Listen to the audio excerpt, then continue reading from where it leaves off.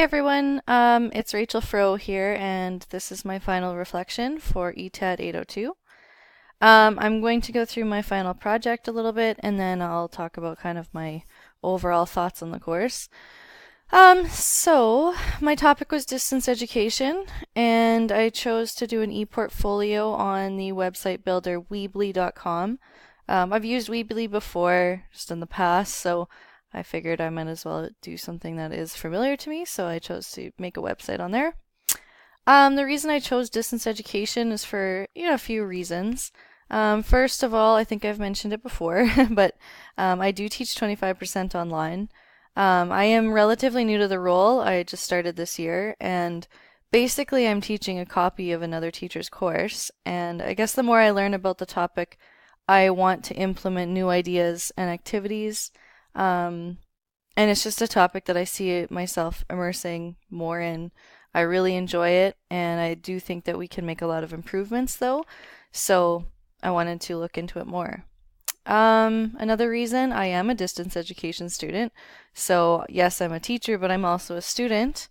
And I live in Regina, and my schooling is in Saskatoon. So I do understand what it's like to not be physically in the classroom and to not be able to contact my prof or anybody in my class other than through the computer or my phone. I found that it gives me a huge insight into what it's like to be an online student, and it does influence the way that I organize my own classes while I'm teaching. And I've learned a lot already just from being a student. So I just, yeah, definitely interested in the topic.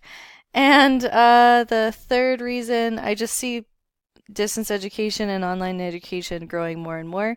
Um, I feel like we might even start developing curriculum specifically to be taught online. It started at the university level and is now moving into the high schools and elementary. My school division alone, I mean, we've seen massive growth in only 5, 6 years.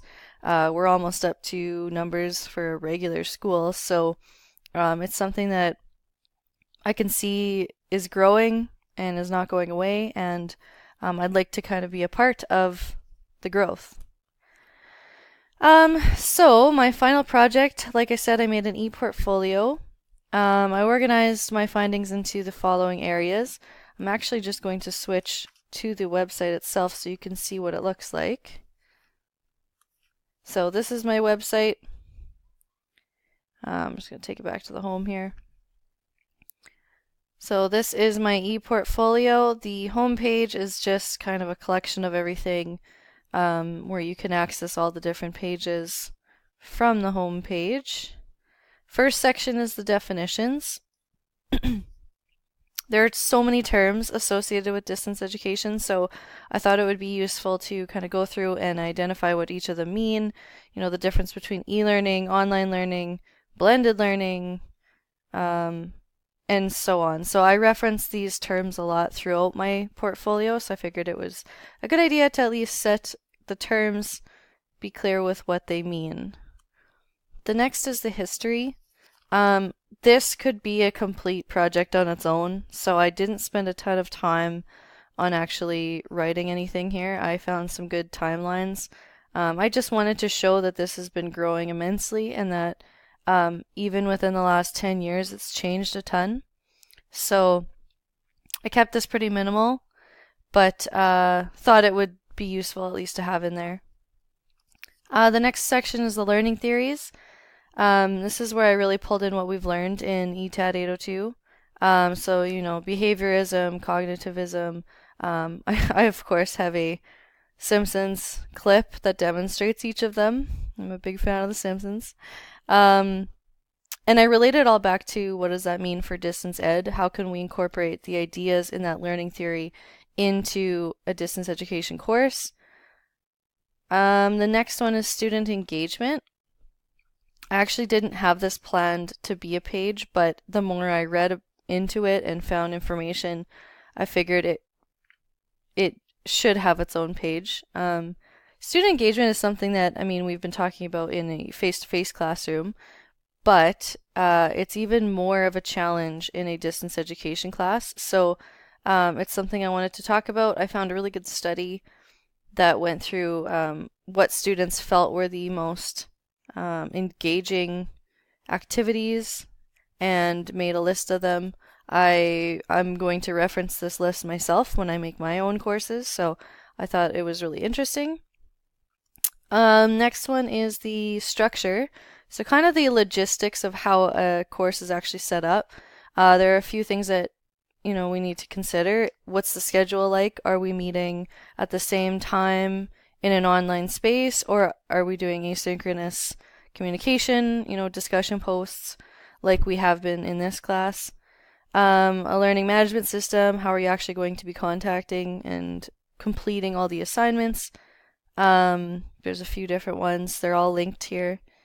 There's assessment flexibility. Are there due dates? Are there flexible due dates? There's a few different structures that you can do in your class.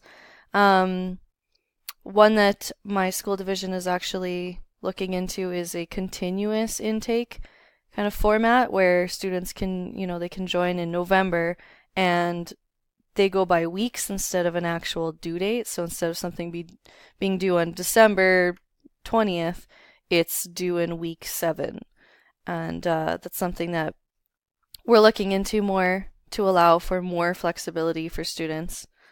And the last part of this is just kind of some examples of things that have been working and common things that are happening in real life classrooms, online classrooms, and distance ed. So, the ETAD model, collaborative learning, communities of practice, that sort of thing. And the final section is just some extras.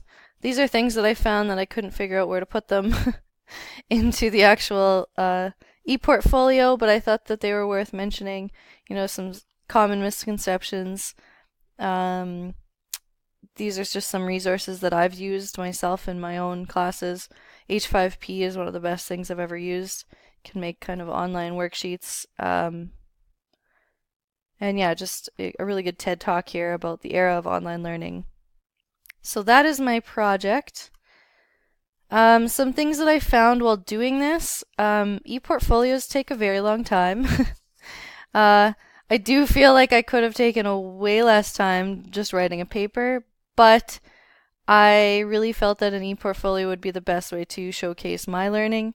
I like to be really creative and to, make things, so I felt that this was a good option for me personally. I am an English teacher, and it's funny because I do enjoy writing, but the more and more I've learned about distance education, it's something that should be taken beyond just reading the content because that's really low student engagement. It's all about having them still experience the content like you would in a regular face-to-face course. So that's something that I kept in mind as I made my project. I wanted it to be something that you could experience rather than just read. And the last thing I really discovered is that learning theories and course design needs to play more of a role. Not that it isn't, but I do think that we need to take the research and incorporate it a little bit more into our structure of our distance education class.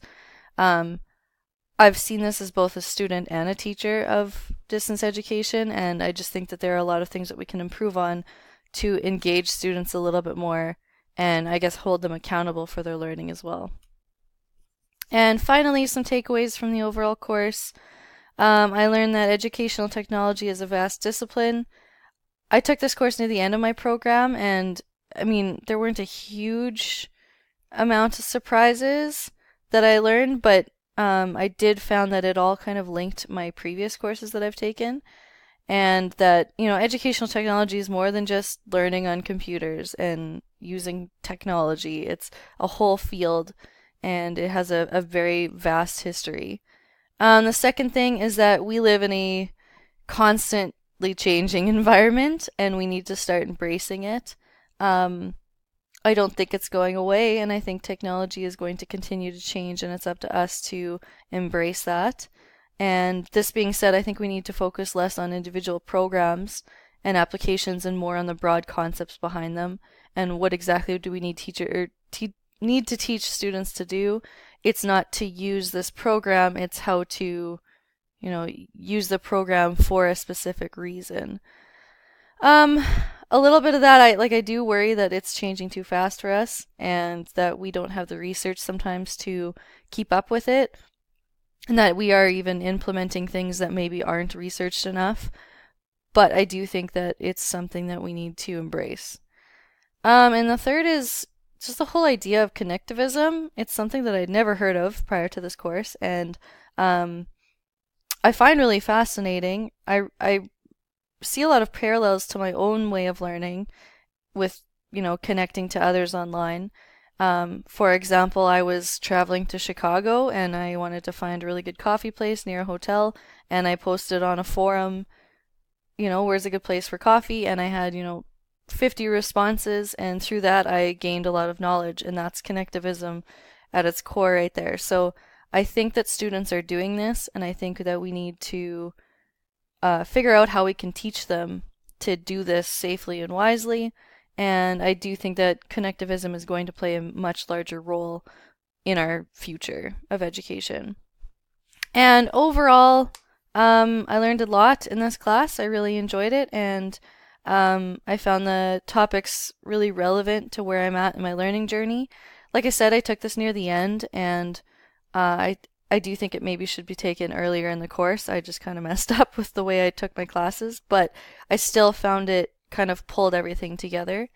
The coursework was manageable, and considering I'm a full-time teacher and I'm taking another course along with, I coach basketball for most of the year, I still found it manageable to keep up, even if I did, only post on Sunday nights. But I learned a lot, and I really enjoyed interacting with everybody through the discussion posts. And I think that's it. So thank you for a great year, and I wish everybody the best of luck in their future.